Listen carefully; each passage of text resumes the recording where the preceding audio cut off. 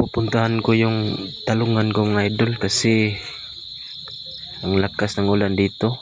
Nahihinayang ako baka anong nangyayari dun. Halos 2 oras mahigit maulan dito mga idol. Ang lalakas.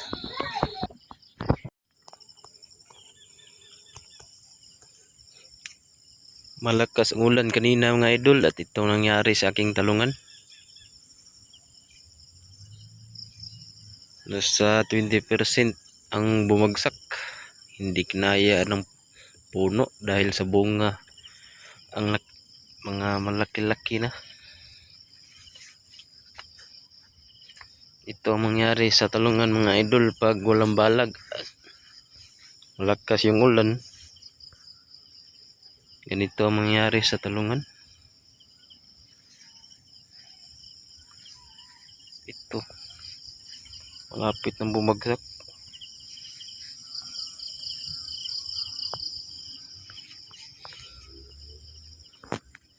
Bukas pa lalagyan ko to ng twine. Isigilid para pag dumating yung ulan na malakas, hindi bumagsak lahat.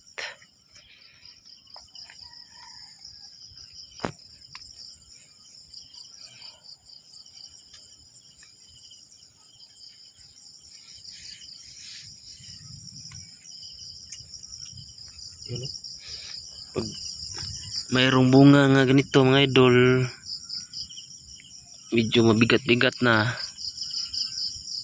hindi kakayanin ng puno at saka malambot na ang lupa, kaya gumanon siya nun, bumagsak. Saka dito mga idol, tingnan mo yung bunga niya, mabigat na yan, nasa malapit na 1/4 kilos. Yan, 5 piraso lang yung 1 kilo na talong dito mga idol. Nasa 5 piraso lang ang 1 kilo ng talong ko mga idol pag mga malalaki na. Ito malapit. Ayan. Pag walang balag, babagsak yan dun.